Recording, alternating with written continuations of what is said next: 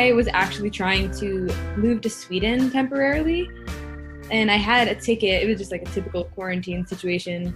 That's kind of the place that I go to write music. It's like my peaceful place, and my family's part Swedish, so we have a cabin there, and I've been writing music there since I was 16. And so I was super excited to go, and then my flight got canceled, and it was just all this crazy stuff, and I kept trying to reschedule it, and then just ended up giving up. So I sent some angry emails to customer service, and then realized I needed to back off. How constant is that throughout your career? Is it every time you need to sort of sit down and write new songs, you fly to Sweden?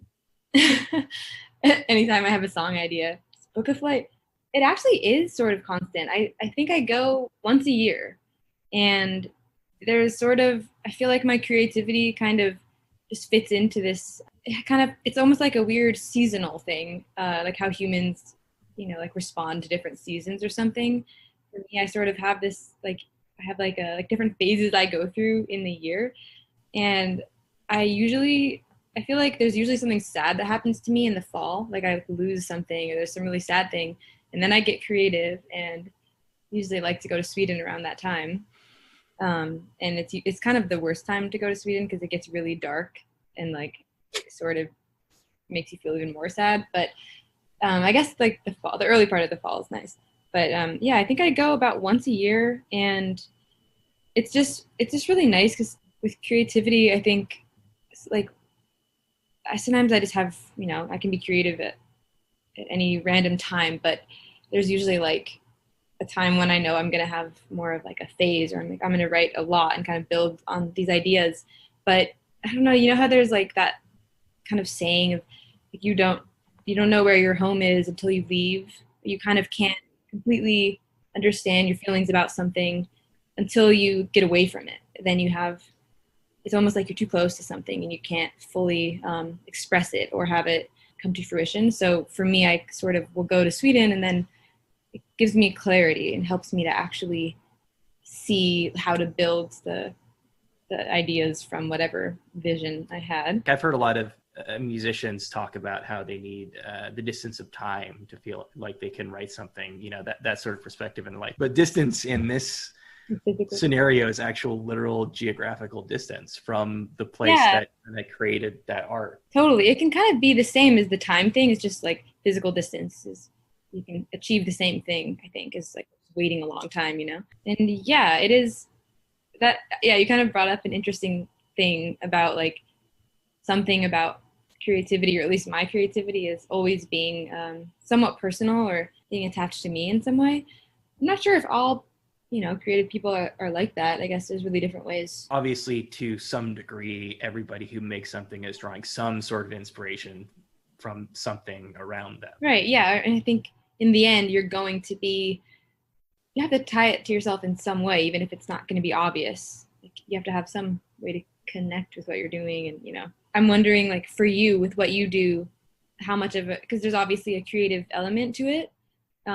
It's like you are the person who's building these things from conversations you're having. And I wonder how personal it is. For some reason, I always interviewing the people that A thing that I learned a while ago is, like anything else, you need to, and I'm saying this from my own perspective, that you need to inject something personal, that it is useful in a conversation to show part of yourself, to show that, that you're kind of empathetic, that you've been through something similar. And it, I think, creates a more organic conversation that way. To me, the best interviews are as conversational as possible. Yeah, totally. And even if it seems like there's a lot of differences between the two people having the conversation, that makes it even more interesting when there's ways that they can connect.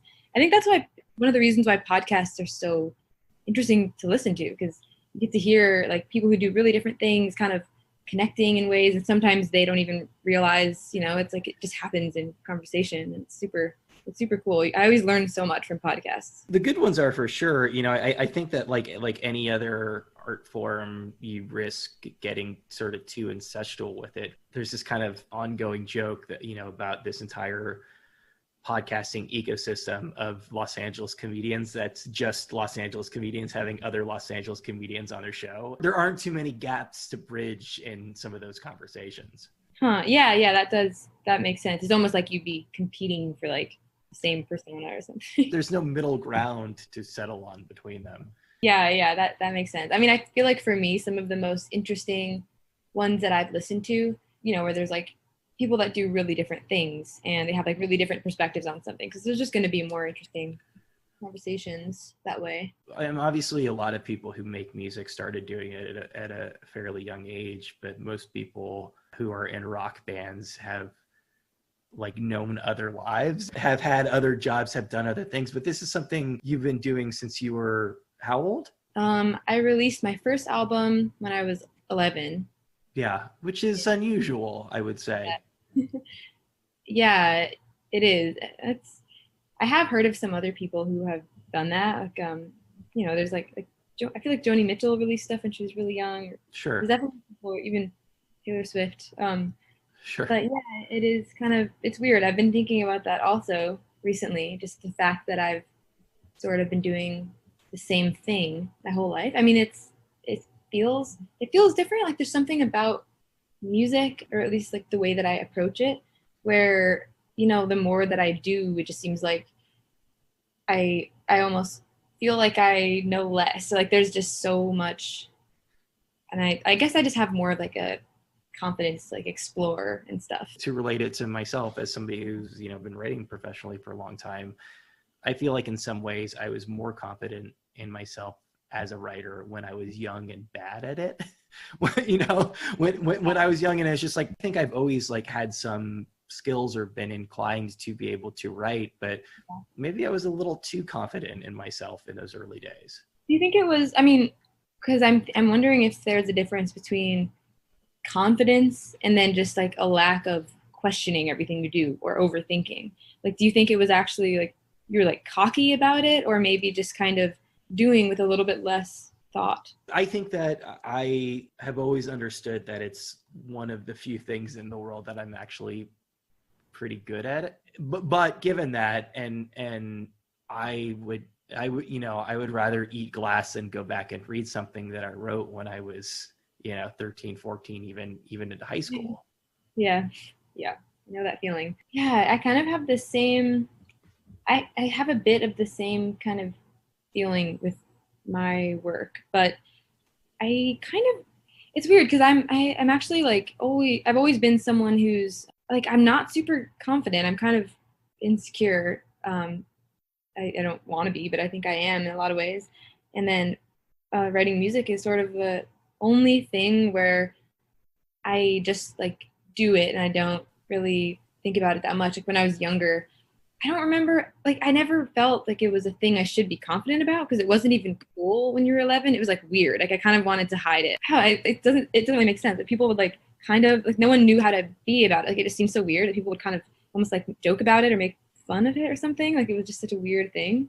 And so I was kind of like embarrassed about it. Like I didn't really like it, but it was just this thing I knew that I had to do, and I would do it on my own, and it was like this weird secret life I had.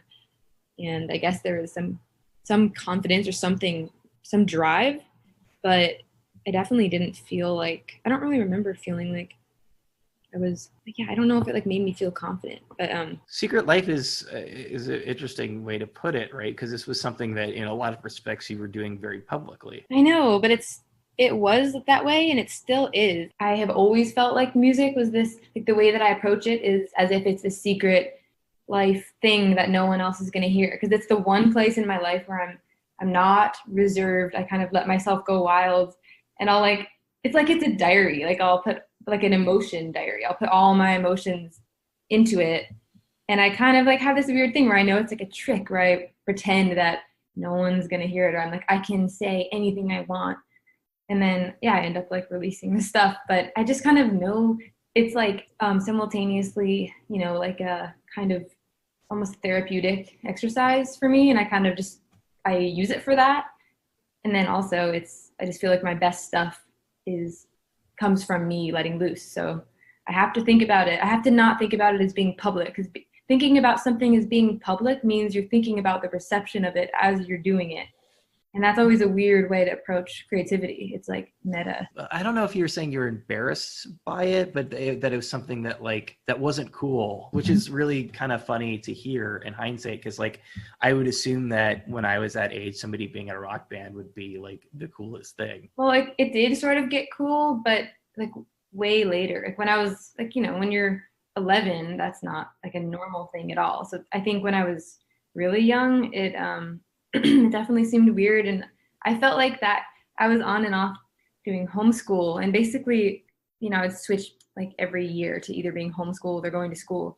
And whenever I was going back to school, my main goal was just to seem normal and to be like able to hang out with like popular girls or something. So the music didn't really help that at all. I just wouldn't ever talk about it. And also like I didn't really, it was hard to relate to people with that. Like no one was really doing that kind of thing. If this was something that I assume that like at least in the early days that you and your sister were just kind of doing for fun, like how did things snowball to the point that they did? I mean, I had certainly heard of you, at the time when you were coming out, like you kind of became a thing. Yeah, it sort of like we were living in Seattle at that time, and it was just weirdly timed to be kind of like post grunge. It was like, the music community there had been established as being this really like real thing, and it was sort of the opposite of how you might think of like things in LA being. And so we kind of just like learned to, like be real with music, don't sell out, like all that kind of stuff. And everyone supported us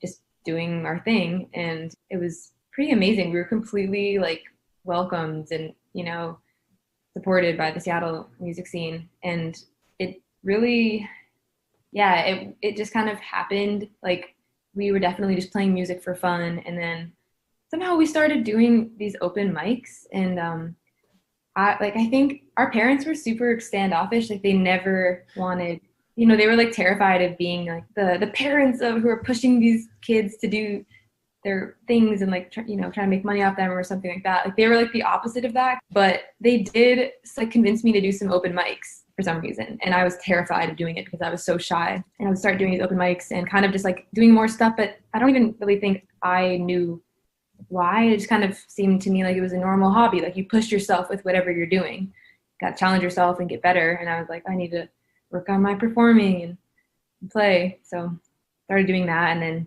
just, word got around and people, and then like some bigger music act asked us to open for them, which was pretty crazy. Obviously I wasn't really like aware of how like amazing that was at the time, but it was pretty amazing like how supportive all these musicians were. Do you ever regret having put too much of yourself out there at very formative age? Yeah, that is actually really interesting because there's like this weird thing about kind of publicizing your personal growth, and just everyone like inevitably is going to make a lot of mistakes and do some really stupid or fucked up stuff when you're growing up. And then to just have that like out there in this permanent way is so strange. And I think there's definitely some things I've done that I can imagine them like going viral in like a horrible way, and people being like, oh my God, like who is this white girl trying to rap? Like there was like, that's definitely one of the things I sometimes think about. Cause I was just like a kid, and I would just kind of copy the things that I heard, and I didn't really know to be filtered. I would just do whatever felt right. You were doing what everyone does as a kid, but you were doing it on a much larger stage. Totally. And I kind of, I think there's definitely a lot of things that me and Chloe like laugh about. We're like, oh my God, like what were we doing? Like we were just like, our goal was definitely not to just kind of make our image seem as cool or as good as it should. We were just kind of trying to be our weird selves and like make everything fun for us. Like we had this, sounds insane, but we had like developed these weird like characters. We had this whole like world of weird characters, and they were called the Pumps. And it makes no sense, but they also like, they all looked like these super phallic, weird characters. Everything was just embarrassing about them. And we would draw them, and like we kind of were just adamant about them like being a part of our image. And I think everyone around us was like, why? Like, do they have to be on the cover artwork? Like, please no. And we were just always trying to like get them involved. And it was like this inside joke that me and Chloe had. Like, let's try to sneak in these characters and see if our label notices or something. And it was just yeah, just we were just doing what we wanted and just being ridiculous. And like some of that stuff is just, it seems insane that it's like I see it on the internet and I'm like, oh my God, like I cannot believe that stuff is out there. Crazy. I was listening back to an interview that the two of you did when you made the name change, and I know the sort of the story at the time was it had something to do with Snooki and her basically having appropriated Smoosh into like some sort of sexual euphemism. Was that kind of a convenient story? Because it does seem to me that like there was a very concerted effort there to attempt to start a second chapter. Yeah, like there was more to the name change than just that. I mean, that was just kind of a funny story that honestly that was part of the reason. It was just everything at the same time, realizing like, that just kind of reinforced the idea that this name is no longer, who we are. Like we need to have a fresh start. We were just like, we give up with Smoosh, like it's completely ruined. And then also kind of felt like it was time for a change. So it just worked out. Maybe it was a blessing in disguise. There wasn't a concerted effort then to, I guess sort of leave that past in the past. That's another weird thing is that I feel like I've always had trouble actually like realizing, how many fans we have or something. Like I think at the time I didn't really like know that we were gonna maybe lose some people, or like that we should maybe appreciate those people that were really they cared about our music and stuff. I feel like I wasn't as aware as I should have been of the people that loved our music or something. But I think it, like in hindsight, we probably should have done some stuff to make it easier for people to follow the name change, like the fans we had, because I think a lot of people totally like they found out more recently. They're like, "Whoa, I did not know you were Smoosh." Like, it's crazy. I think one of the things that probably took me too long to realize is, you want to think of your life as being in different chapters. Yeah.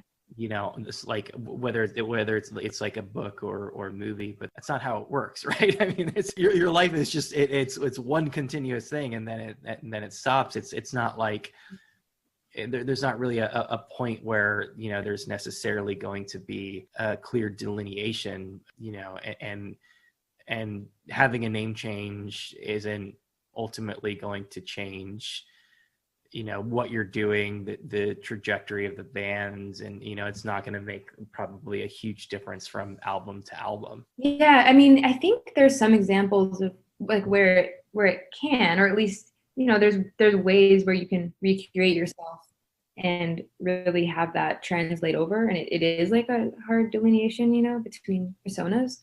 And it's kind of interesting now because everybody has the ability to think of their life and their identity as being this kind of brand that in the past was only kind of something that like artists, were able to do. And now, there's influencers, but there's also just everybody that has their virtual identity, and they can decide to change their username or make a new account where they're going to be super different and only post like naked pictures. Like we have all this freedom to do that. And then, I mean, yeah, it's not like you're actually just completely erasing your former persona, but it does give you like an interesting kind of way to like just feel like you're different now. Like you're like, oh, my username is different, therefore I am different. It's an interesting like thing. I feel like all humans like want to do that at some point in their life. Like you want to feel like there's a change that's like real. Usually when we talk about bands that do that, I'm sure that like I'm struggling to think of an example right now, but like I don't know, for some reason the only thing that this is jumping in mind is the move turning into ELO. Yeah. But like there are a lot of examples of like a core group of people becoming another band and having a really clear stylistic shift, but the vast majority of the time that occurs, that's because they're changing personnel, they're working with different people, there's different people involved, but the bands have always been and will always be the two of you. Yeah. And yeah, it is kind of interesting to not change the members or anything, but to just change the name, and then it would be different. I mean, for us though, it was also, I think we changed the band name when I was 17. So it was kind of like just, basically like I was a kid and now I'm a woman or something like that. It did almost feel like I had to change something because it's weird to continue on some legacy or something that you had when you were a kid, because it's just hard to have that it feels like it's limiting in ways. I kind of felt like it's such a cool Smoosh legacy is pretty awesome. It's like a cool thing, and I kind of like that it's this thing that is from a different time. It feels like it was from a different time. Were there ever points when you tried to introduce new people into the group or get more members, more collaborators? Yeah, we've always like wanted. Well, we did have our sister Maya in the band for a little while, and it was really awesome having her in the band. Like she sang the harmonies that were way too high for us. We gave her all like the worst harmonies to sing, and and she was a really awesome member though. She added so much, and she totally like it felt like it was really hard to have someone in the band that wasn't a sibling. Like we just had such a crazy sister connection.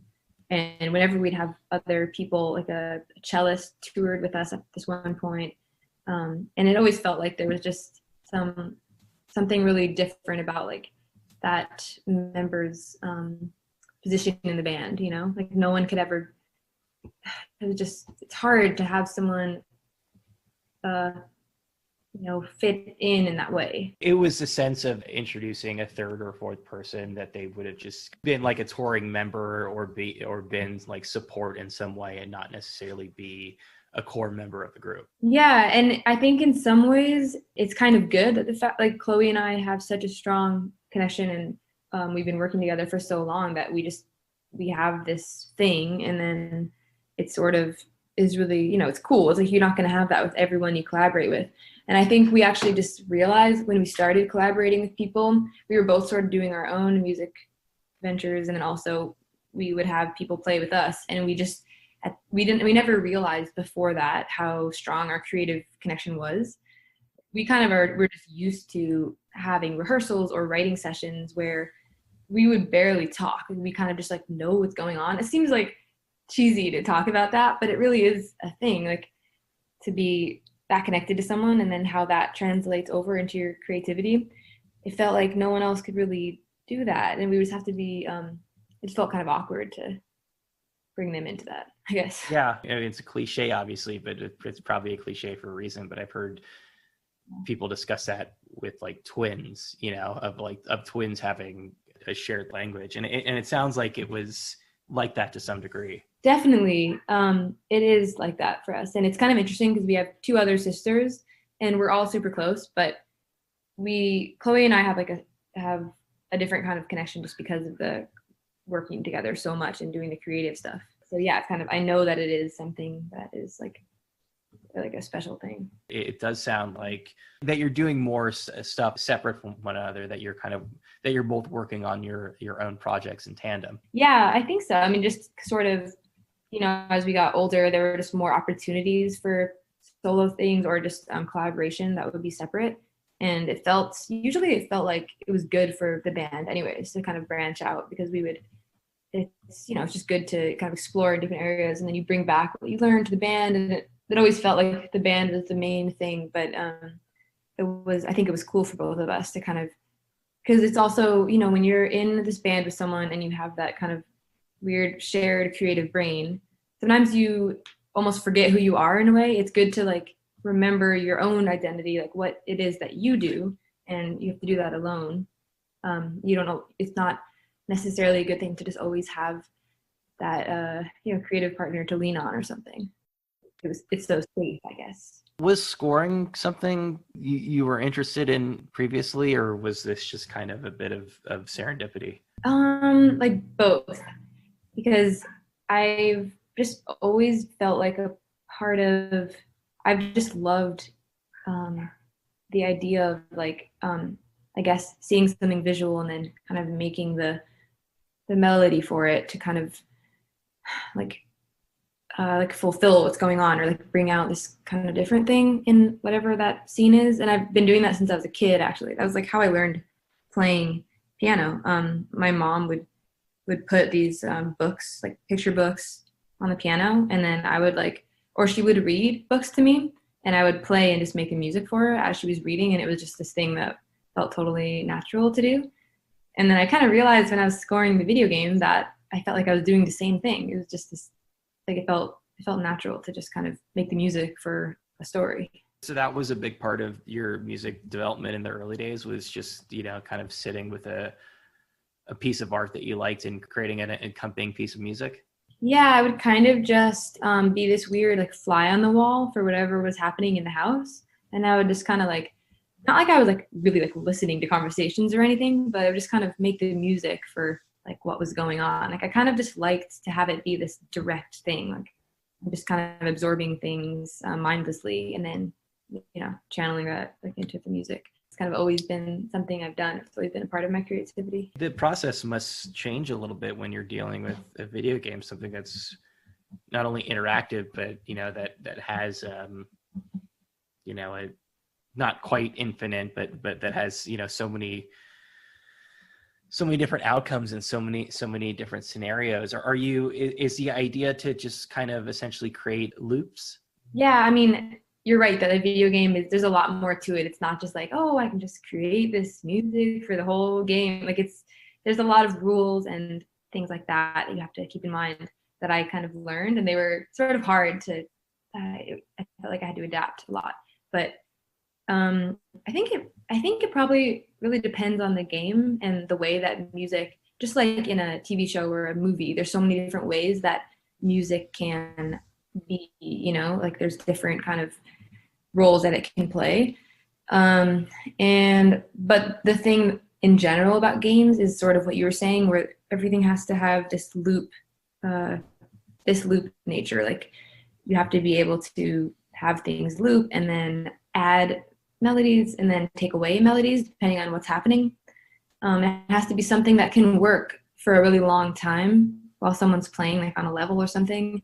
And it has to just kind of like sound like this meditative thing that's not going to be like super like abrasive to the listener, it just works. But then you also want there to be enough change where it kind of flows with whatever the character's doing. So if there's like, like sometimes there's this sort of peaceful background music that will kind of fit the vibe of like the world of that level. And then there's a battle melody that can be placed in at any point whenever like a boss fight or whenever some kind of battle starts. So it has to be able to fit over that, but you like want it to sound obvious that like, oh, now it's like the fight scene, and then like they win, and then oh, now it's back to the normal song. I mean, essentially it's your job to create moods, it sounds like. Yeah, I think moods, but then yeah, there's definitely moods, and there were also in Justin's game, the way that he is with characters is like he's so specific with creating these weird, quirky characters, and they have these really like bold personas. So when I would create the character music for certain characters, and I definitely had fun with that because he would kind of explain the vibe of the character, but then I feel like I could also just totally do it on my own because they have such a vibe just seeing how they are, it's so strong. And then some of the music was just like directly making like this person's theme song, this character's theme song. I've been super interested in ambient music these past few months since the quarantine started, and I think a lot of it is just dealing with a lot of the things that I've been dealing with in my own life and depression and things like that. And there was a while there at the beginning where I wasn't able to listen to words with music, and even there was even a period when I couldn't listen to music at all. And the way I essentially like weaned myself back into listening to music was going out there and really, for the first time in a long time, kind of earnestly exploring ambient music.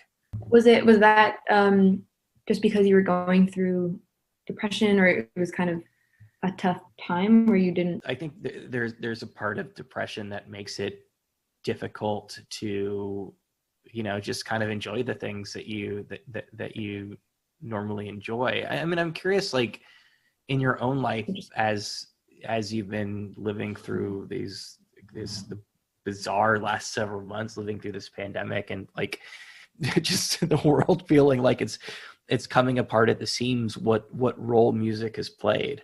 That's really interesting. My relationship with music is kind of weird. I don't actually listen to tons of different music, and I'm not always up to date with like the newest albums. I'm sort of a bit removed from it. Like I think it's something that I'm so close to in so many ways that I don't always want to listen to music, and I think I'm just really picky about what I listen to. But I've actually also, I think it started happening before quarantine, but I really started to get listening to a lot of ambient music during quarantine, and it's sort of, I guess, I think it has something to do with experiencing, internally and externally, this really weird situation that is, it's almost easier to just have music playing in the background that's not one specific mood or telling you how to feel or something that's like a really typical human experience.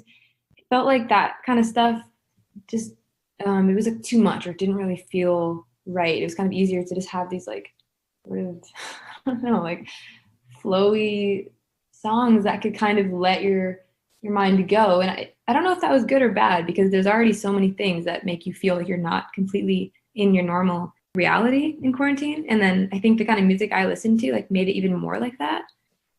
It was like the world was just like really different. It's something that a lot of older musicians have pointed out to me, which is this phenomenon of music really just becoming a constant ambient part of our, not ambient in like the Brian Eno sense, but ambient in like the more literal sense. Yeah. That's a relatively recent occurrence, of like there being not only just music playing every time you're in a supermarket, but like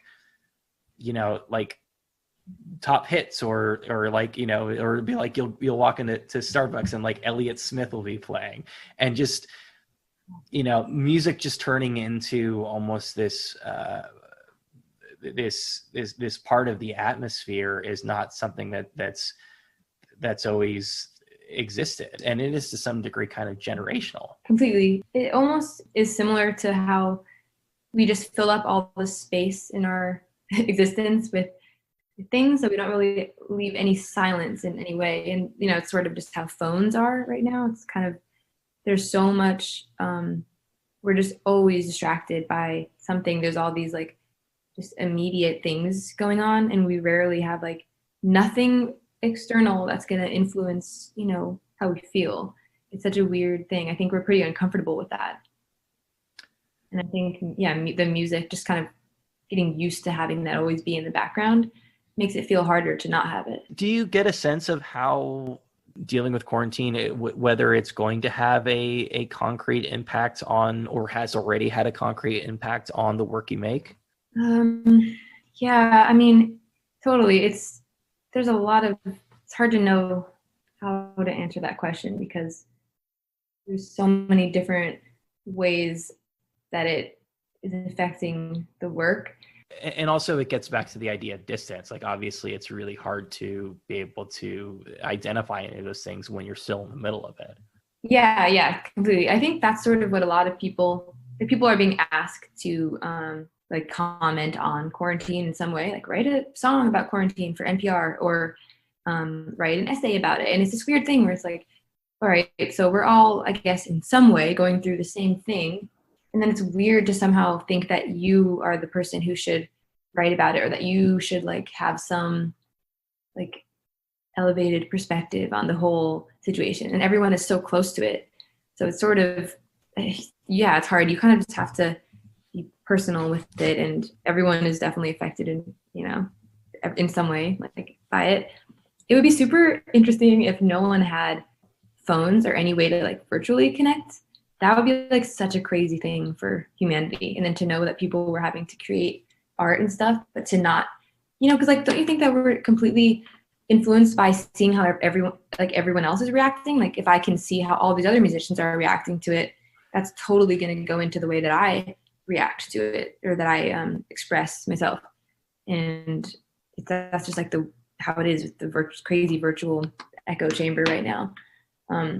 But it definitely seems like in general, it's just like a very creative time for everyone, because people are no one can tour.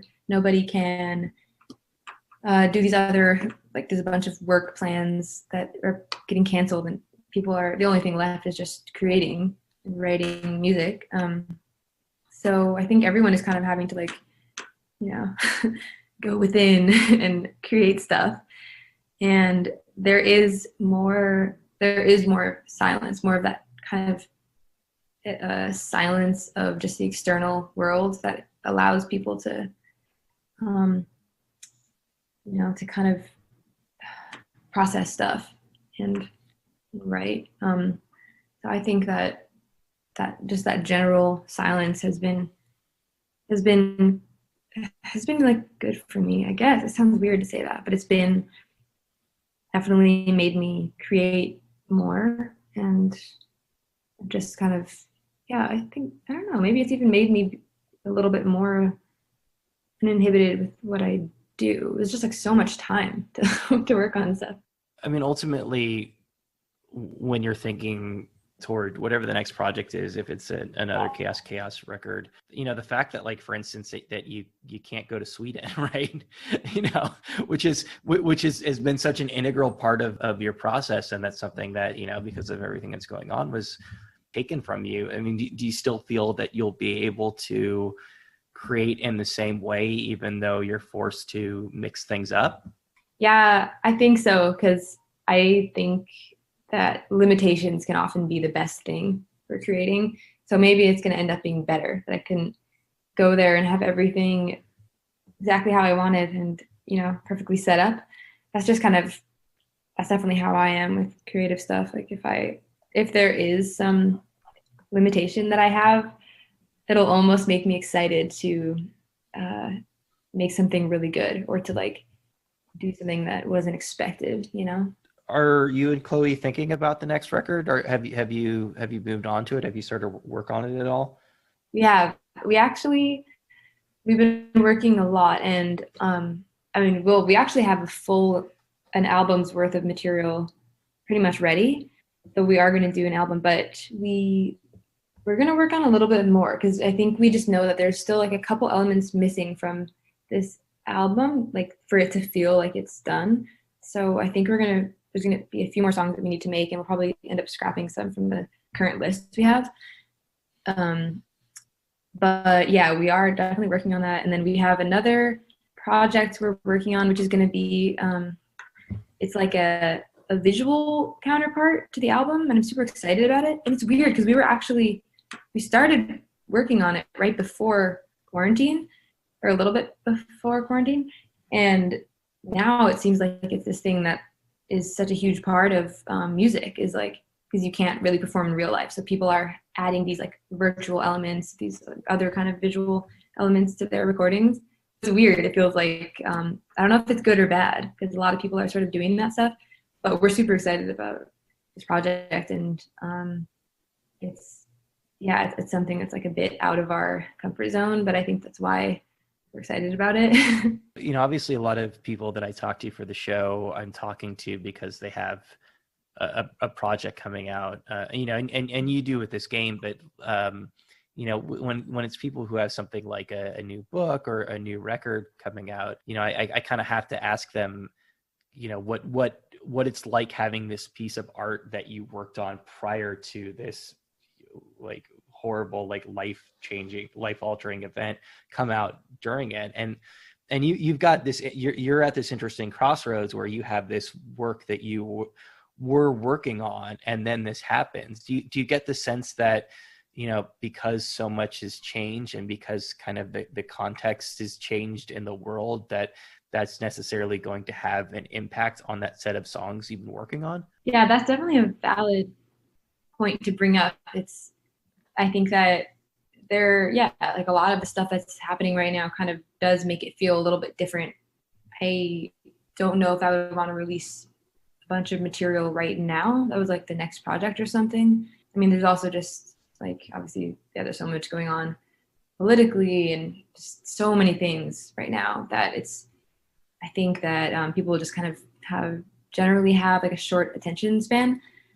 But I think the good thing that's happening right now, which is definitely good for me, I'm recognizing that there's this sort of, people are like basically having to just live all the time in the virtual sphere on their phones. And people are sort of, there was just this, everything was getting to this point of just being completely virtual, and, everything was like making a joke, like mocking itself, and it was so meta. And I think we've sort of like hit the tipping point with that stuff, and people are kind of craving just, we've had so much of that, we just are craving some kind of real connection, or like I think people kind of want to see like something that's more raw, like they want to just kind of strip all that other stuff away and just see like, you know, like people perform this really kind of minimal, like heartfelt performance or something like that. Like I think we just want things to feel a little bit more real. So I think that's sort of kind of exciting for me with putting stuff out, because that's always really important to me and my art. And there was kind of a while when it seemed like nobody cared about that. Like no one cared about anything that was emotional or deep in any way. And, you know, we're just like making fun of everything. That's just how we are. We sort of still are like that. But I think there is some within that, there's some space for, I guess, just, yeah, being vulnerable or real. And I'm kind of excited to go there, because that, it makes me, it feels like a challenge to do that. Does that manifest itself musically as well? The band is just is the two of you, and it's, you know, you playing the keyboards and Clay playing the drums, but there are big sounds, and there are a lot of, you know, synthesized sounds and loops and things like that. Do you get the sense that part of this journey is going to be maybe stepping back and stripping that away to some degree? I think so, actually. I think that there's going to be both elements in the new album. We really want to do both, because we've kind of realized that who we are as artists is, it's about like the extremes of the complete like vulnerable emotional stuff, and then also I guess being kind of just crazy and out there with like production. And I definitely, like when I'm producing a song, there's certain songs where I'll kind of just go in with like the weird sounds and synth stuff, and I definitely like doing that. But there's also some songs on this new album that we're purposefully going to keep super minimal, and it feels kind of, it does feel a bit scary in a way, but that's kind of why I know I should do it. So I don't know how it's going to be received at all, but we'll see. Do you feel a sense of obligation to yourself to get out of your comfort zone when making a record? I mean, has that been a constant throughout the albums, or is that just something that you're really stepping into for the first time here? I would say both, because we have been playing music for so long, and we've always kind of had this approach of, okay, what are we going to do that's new for this album? Or we have to reject what we did for the last album, do something completely different. And I think there was some, I think it was our dad who was actually telling us, he was like, I was like not listening to him at first. I was kind of not, I don't really know, but he was saying something about how, he was like, why are you guys always just trying to do the exact stuff you're not good at, or something? He was like, you guys are always like doing, it's like you purposefully know what you're good at and you're not doing that. I was like, It's like, thanks, Dad. Come on. Thanks for the feedback, Dad. Yeah, to be honest with us. But I think it was like some performance we did that he had watched, and he's just really honest, and he was saying that it, you know, we kind of tried to do this like DJ set thing that I kind of agreed. Later on, I realized like we last minute decided to do that, because that's sort of, for some reason we thought that we should like try to do this different thing. And then I kind of realized like, you know, like it's definitely cool to challenge yourself and step outside of your comfort zone. But I think it is good to remember what you do and what you stand for as an artist. And I definitely took that to heart for this next album and stuff. Like I was thinking about the songs of ours that had done well, like Do You Feel It? And something about that song feels so me as an artist. It feels like completely true to myself, at least at that time. And I was kind of thinking about how I could, you know, just make sure I'm doing that with this stuff I'm working on right now. So like if there's any moment where there's something that feels like super just me or really natural, or like it might feel like really familiar, and instead of stepping away from that, I'm gonna step even more into that.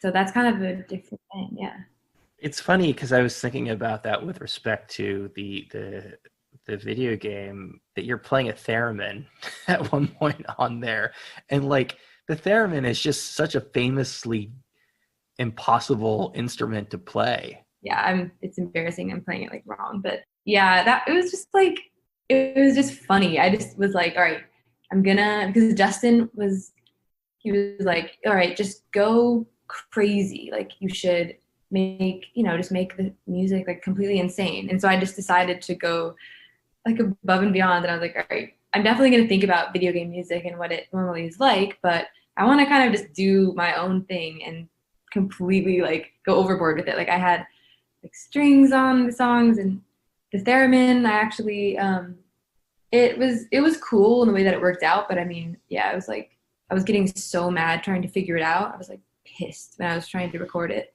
because it wasn't working out. And then I just ended up doing this stupid thing with it that like worked really well in the song, but obviously whatever. It's not, I don't think I could ever say like, yeah, I play the theremin. I don't. What is the stupid thing you did with it? It was, I think oh God, I'm gonna end up like embarrassing myself, but I think I was trying to kind of, because it was like there were two that I had that I was working with, and one of them was the digital one where you can sort of set the key and do these different things. Do you know what I'm talking about? So it's not the traditional with the stick thing, or?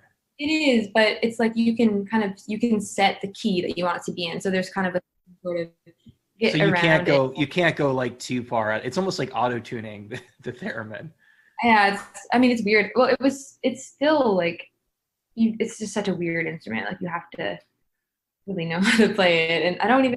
I know that when because like obviously like the most famous theremin in like pop in like outside of horror movies is Good Vibrations, and I know that like Mike Love, like famously not a great musician, but that they gave him like some kind of hacked theremin in order to play the part on Good Vibrations, because it was so. Yeah, he had like a special ad. I don't. You'd have to look it up, but like he definitely wasn't out.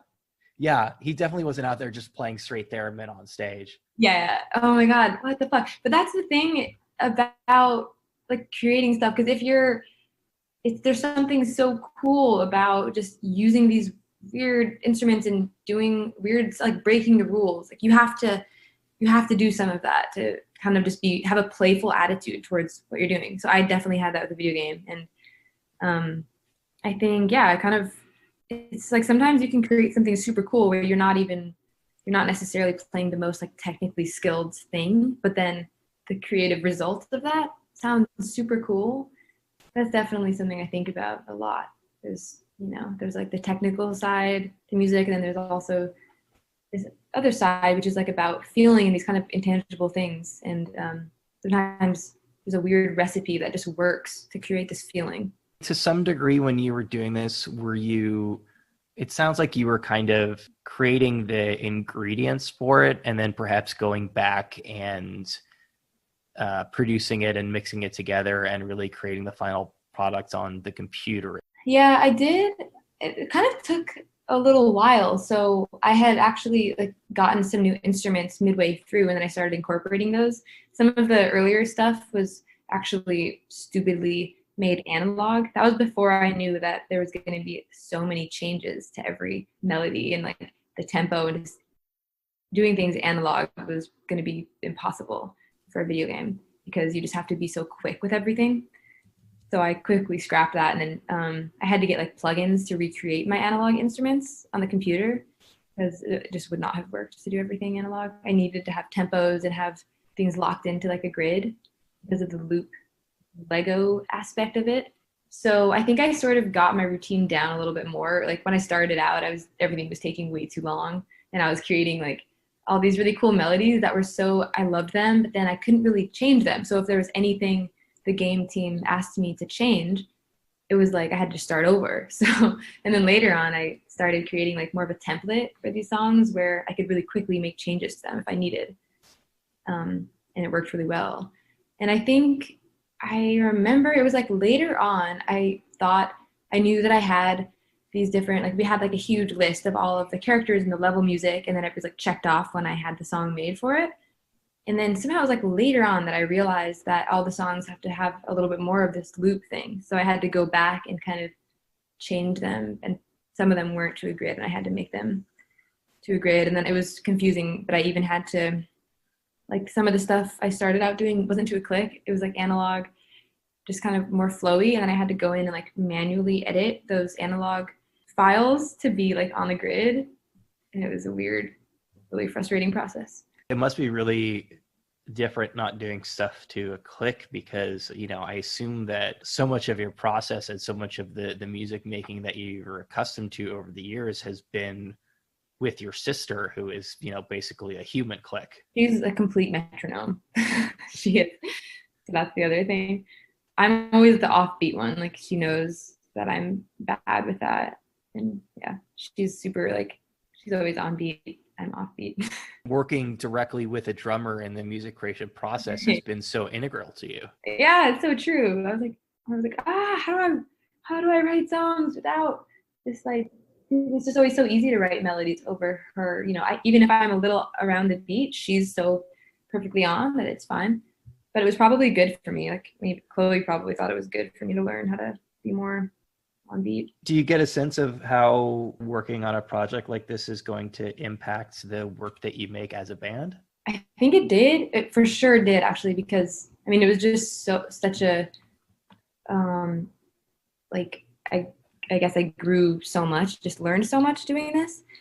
But it was also really cool to, in a way, I had less pressure. There was just all this freedom for exploring sounds. And in fact, the whole project was about finding the weirdest, cool, like, interesting sounds that are going to be memorable. And so I totally just went crazy doing that. And with Chaos, I probably would feel like that was too indulgent to spend all this time finding crazy sounds. I love doing that, but I have like my go-tos, that I use for Chaos. But now I think I have way more of like a bank, like a sound library, and I have all these saved patches, so many things that were from the game that I'm incorporating. And actually, there's a lot of those like really quirky, weird sounds that I've incorporated into the pop songs. So I'm actually super excited about that. And in that way, it completely helped me